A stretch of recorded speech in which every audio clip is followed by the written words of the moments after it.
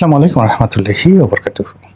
সম্মানিত দর্শক, 2026 সনের জুলাই মাসে মাঝামাঝি সময় ভিডিওটি করছি। এবছর যখন জুলাই মাসে এলো তখন বাংলাদেশে জুলাই নিয়ে নানা রকম যাকে বলে পক্ষ বিপক্ষ, ইতিবাচক নেতিবাচক প্রচার এবং প্রপাগান্ডা শুরু হলো এবং অকথ্য, অশ্লীল এবং অশ্রাব্য যে বিষয়, সে বিষয়গুলো নিয়ে নারী এবং পুরুষ, যারা সেলিব্রিটি নন সেলিব্রিটি, সবাই মিলে বাঙালির ভিতরে যত অশ্লীলতা রয়েছে সেই জিনিসগুলো তারা এই জুলাইকে উপলক্ষ করে, জুলাই বিপ্লবকে উপলক্ষ করে, জুলাই যুদ্ধকে উপলক্ষ করে, জুলাই গণ অভ্যুত্থানকে উপলক্ষ করে তারা বলতে শুরু করলো। এবং এরই মধ্যে এখন জুলাইয়ের যারা মূলত স্টেক হোল্ডার,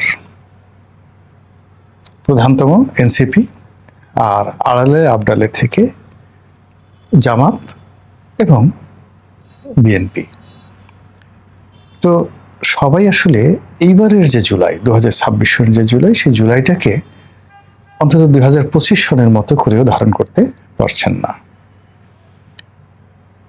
জুলাইয়ের যে নীতি এবং আদর্শ ছিল, যে স্বপ্ন ছিল, এর মোটামুটি 99% নষ্ট হয়ে গেছে জনাব ডক্টর মোহাম্মদ ইউনূসের জমানাতে। তিনি এই যে 18 কোটি মানুষের মধ্যে অলমোস্ট 17 কোটি মানুষের স্বপ্ন, আমি বলতে পারবো না 71 সনে আমার বয়স অত বেশি ছিল না, যার জন্য আমি যা কিছু 71 সন সম্পর্কে জানি সেটা হলো ইতিহাস থেকে। আর যেহেতু আমি ওই সময়টাতে গ্রামে ছিলাম, যুদ্ধ বলতে আমি যা কিছু দেখেছি ওটা আবছা আবছা, কিন্তু 24টা দেখেছি, তারপর 2006 সনের 1/11টা দেখেছি, 90-এর এরশাদ বিরোধী গণ আন্দোলন দেখেছি, 75-এর 15ই আগস্টের পট পরিবর্তন দেখেছি, 7ই নভেম্বর দেখেছি, জিয়াউর রহমান সাহেবের মৃত্যু দেখেছি, সাত্তার সাহেবের পতন দেখেছি এবং উত্থান দেখেছি। মানে তিনি নির্বাচিত হলেন, ওইটা আমি ইলেকশন করেছি, অর্থাৎ ডক্টর কামাল নির্বাচন করেছেন, তারপর যাকে বলা হয় কর্নেল এম.এ. ওসমানী নির্বাচন করেছেন, জিয়াউর রহমান নির্বাচন করেছেন, সাত্তার সাহেব নির্বাচন করেছেন। মানে এই নির্বাচনগুলোতে সুঙ্গা ফুকানো শুরু হয়েছে আমার সেই 79 সন থেকেই। তো যাই হোক, এখন যেটা বলছিলাম, যখন আমি এই সরাসরি রাজনৈতিক কর্মকাণ্ডগুলো করেছি, অর্থাৎ যখন জিয়াউর রহমান সাহেব আমাদের ফরিদপুরে গেছেন, সাত্তার সাহেব গেছেন, শেখ হাসিনা গেছেন 81 সনে, তখন মানুষের যে ওয়েব, সেটা আমি বুঝতে পেরেছি, যেটা 71 সনে আমি বুঝতে পারিনি, যেহেতু আমি ছোট ছিলাম। অন্যদিকে 2024 সনের জুলাই এবং আগস্ট পুরো সময়টি আমি মানুষের উত্তাপ, মানুষের মন এবং মানসিকতা এবং নিজের ক্ষোভ, কষ্ট, বেদনা, এই পুরো জিনিসটি এক পাত্রে করে আমি ঘুরতে পেরেছিলাম। এই কারণ হলো যে, প্রথমত আওয়ামী লীগকে আমি চিনি এবং জানি, এই দলটির একেবারে প্রথম থেকে, আমার রাজনৈতিক বোধ এবং বুদ্ধি হওয়ার পর থেকে এই দলের রাজনীতির সঙ্গে জড়িত। আমি যেখানে আমার জন্ম হয়েছে ওখানে আওয়ামী লীগ ছাড়া আসলে কিছু নেই। যেখানে আমি এমপি হয়েছি সেখানেও মানে এখনো পর্যন্ত আওয়ামী লীগ, আওয়ামী লীগ, আওয়ামী লীগ। তো আওয়ামী লীগকে কেন্দ্র করে একটা মানুষ যতটা কনজারভেটিভ হতে পারে, যতটা আবেগপ্রবণ হতে পারে, সেটা আমার মধ্যে ছিল। আবার এই এত আবেগ, এত ভালোবাসা নিয়ে একটা মানুষ কোন পর্যায়ে পৌঁছলে একটা দল ছেড়ে যেতে পারে, সেটা রাজ্জাক সাহেব, আব্দুর রাজ্জাক, যে দুঃখে তিনি আওয়ামী লীগ ছেড়ে বাকশাল করেছিলেন। আবার ডক্টর কামাল হোসেনের মতো মানুষ, মোস্তফা মহসিন মন্টুর মতো মানুষ। আপনি বাংলাদেশে মোস্তফা মহসিন মন্টুর মতো গ্র্যান্ড লিডার জন্ম নেয়নি। বঙ্গবন্ধুর সঙ্গে আমি মানে জিয়াউর রহমান এদের কথা বাদ, মানে যারা প্রধানমন্ত্রী হয়েছেন, রাষ্ট্রপতি হয়েছেন, তাদের কথা বাদ দিয়ে যদি আপনি নেতৃত্বের পর্যায়ে ধরেন, তাহলে 1 নম্বরে সারা বাংলাদেশে মোস্তফা মহসিন মন্টুর মতো এতটা দেশবান্ধব, দেশপ্রেমিক, কর্মী বান্ধব এবং গ্র্যান্ড লিডার, মানে যাকে বলা হয় একেবারে মহানেতা, আমি দেখিনি। কেউ নেই, নো ওয়ান। এখন তো প্রশ্নই আসে না, তার একটা আঙ্গুলের সমান যোগ্যতা অন্য কোনো নেতার নেই। সেই মানুষটি আওয়ামী লীগ ছেড়ে চলে গেছে। আপনি ডক্টর কামালের মতো মানুষ আপনি কল্পনা করতে পারবেন না, ইটস এ মহিরুহু। এই মানুষগুলো আওয়ামী লীগ থেকে বের হয়ে গেছে। তো যারা বের হয়ে গেছে, হেমায়েতুল্লাহ আলমগীর মতো মানুষ যারা এই নেত্রীর জন্য জীবন দিয়েছেন, ফজলুর রহমান সাহেবের মতো মানুষ, হাবিবুর রহমান হাবিবের মতো মানুষ, তারপরে বাহলুল মজনু চুন্নু সাহেবের মতো মানুষ, আক্তারুল জামানের মতো মানুষ, বহু সংখ্যক মানুষ যারা এই আওয়ামী লীগ থেকে হয় দূরে সরে গেছে বা আওয়ামী লীগ ত্যাগ করে চলে আসছে। আমাদের এক আত্মীয় ভাঙ্গাতে শামসুদ্দিন মোল্লা, ভাঙ্গা মানে ফরিদপুরের রাজনীতিতে আপনারা জানবেন বঙ্গবন্ধুর খুব ঘনিষ্ঠ বন্ধু শামসুদ্দিন মোল্লা। আমার আর এক আত্মীয় আব্দুল হামিদ চৌধুরী। তো আব্দুল হামিদ চৌধুরী বঙ্গবন্ধুর জীবদ্দশায় তার থেকে দূরে ছিলেন। পরে এসে মানে জিয়াউর রহমান যখন আসলেন তখন তিনি রাষ্ট্রদূত হয়েছিলেন, 1954 তিনি এমপি হয়েছিলেন।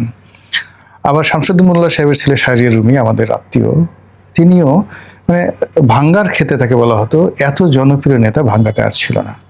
সেই মানুষটি আওয়ামী লীগ ছেড়ে বিএনপিতে চলে গেছিল। তো সেই দিক থেকে এই যে বেদনাগুলো, সেই বেদনাগুলো আমার মধ্যে ছিল। আমি সেখান থেকে বিএনপিতে চলে এসেছিলাম এদের মতো, অর্থাৎ আওয়ামী লীগকে ভালোবেসেছি, বিএনপিকে দেখেছি। আর বিএনপিতে যাওয়ার কারণে আওয়ামী লীগের রাষ্ট্র ক্ষমতা প্রয়োগ করে আওয়ামী লীগের সাবেক নেতাদের উপরে যে জুলুম এবং অত্যাচার, আমার জানা মতে গত সেই 96 থেকে, আওয়ামী লীগ তো প্রথম ক্ষমতা আসলো 96 সনে, তখন থেকে রাষ্ট্র ক্ষমতাকে ব্যবহার করে যে জুলুম অত্যাচার করা হয়েছে সবচেয়ে বেশি করা হয়েছে আমার উপরে। ব্যবসা বাণিজ্য, বাড়ি ঘর, পরিবার, সংসার সব তছনছ করে দেওয়া হয়েছে। তো বোঝার চেষ্টা করুন যে আওয়ামী লীগকে আমি কিভাবে জানি এবং চিনি। এই ক্ষোভ, এই বেদনা পুরো 2024 সনের জুলাই মাসে ছিল এবং সেগুলো নিয়ে আমি রাজপথে ছিলাম। ফলে অন্যান্য যারা এসছেন তাদের কারো ক্ষোভ 2 বছরের, কারো ক্ষোভ 3 বছরের, কারো হয়তো শারীরিক ক্ষোভ আছে, মামলা হয়েছে কিন্তু অর্থনৈতিক ক্ষোভ নাই, কিন্তু আমার হয়েছিল। আমার যে কম্পোজিট, আমার সব কিছু ক্ষয়ক্ষতি হয়েছিল। তো সেগুলো নিয়ে আমি রাজপথে ঘুরে বেরিয়েছিলাম জুলাইতে। আর যখন সেই জুলাই বিপ্লবটা হলো, কিচ্ছু চাইনি। At that day I was the happiest man in the world. August মাসের 5 তারিখে পুরো এরশাদ মানে জমানাতে যেভাবে আমি খুব কাছাকাছি এরশাদ সাহেবকে দেখেছি, আবার ডক্টর মোহাম্মদ ইউনূসের জমানায় যারা রাষ্ট্র ক্ষমতায় এসেছেন বা উপদেষ্টা ছিলেন তাদের সবার সঙ্গে আমার একটা ব্যক্তিগত সম্পর্ক ছিল। কিন্তু একজন উপদেষ্টাকে সিঙ্গেল একটা টেলিফোন করেছি, কোনো একটা সরকারি অফিসে গিয়েছি, একটা সিঙ্গেল তদবির করেছি বা আশা করেছি বা ধারের কাছে ছায়াটা পর্যন্ত মারায়নি। কিন্তু দূর থেকে চেয়েছি তারা ভালো করুন। কিন্তু 1 সপ্তাহের মধ্যে আমি যখন বুঝে গেলাম যে তারা ভালো করবে না, তখন তাদেরকে এড়িয়ে চলেছি এবং যতটা সম্ভব সম্মানজনক সমালোচনা করেছি। তো তখন থেকে যারা দেখলাম যে এই যে যারা রাজপথে ছিলেন না, যারা ব্যক্তিগতভাবে কম্পোজিট ওয়েতে ক্ষতিগ্রস্ত ছিলেন না,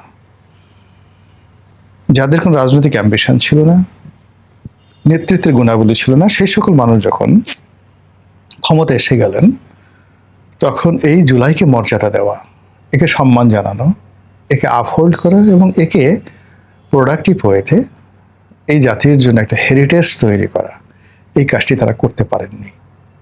যে সমস্ত লোকজন নিয়েছেন, কেউ অপদার্থ, কেউ চরিত্রহীন, কেউ ব্যক্তিগত জীবনে ব্যর্থ, কেউ আমেরিকার দালাল, কেউ অন্য দেশের দালাল, কেউ বইয়ের দালাল, এরকম মানে নানা রকম, যে এই গাছের ছাল, এই গাছের বাকল পচা মশা দিয়েছিয়ে, মানে ইলিশ মাছ যদি পচে, সুপারি যদি পচে, বিশ্রী একটা গন্ধ না, এইরকম একটা দুর্গন্ধময় পরিবেশ তারা সৃষ্টি করে ফেললো।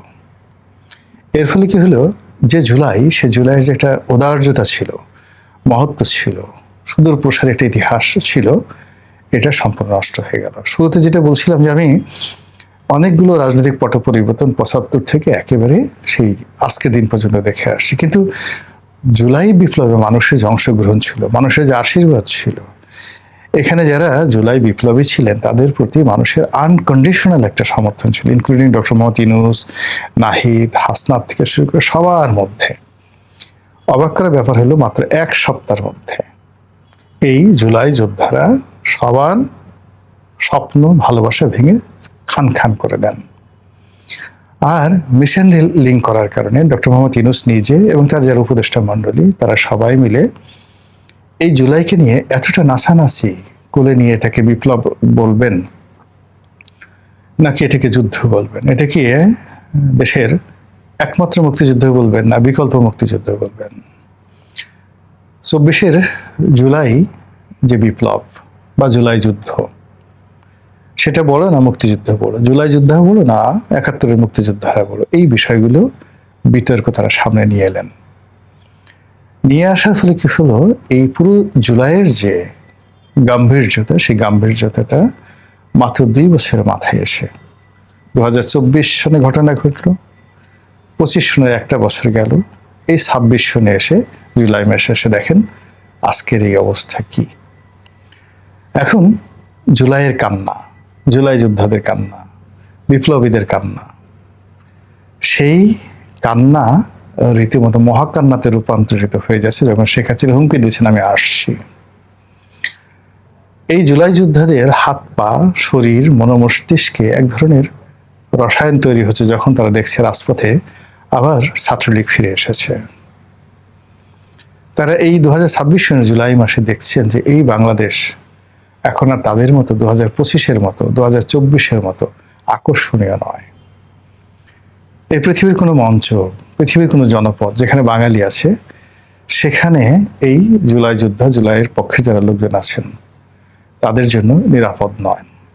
যারাই বিভিন্ন জায়গাতে যাচ্ছেন, ইভেন এই সরকারের যে সমস্ত লোকজন আছেন, মন্ত্রী মিনিস্টাররা যারা মূলত এই জুলাইয়ের পক্ষে শক্তি ছিলেন, তারা সবাই দেশের মাটিতে বিদেশের মাটিতে পদে পদে অপমানিত এবং লাঞ্ছিত হচ্ছেন।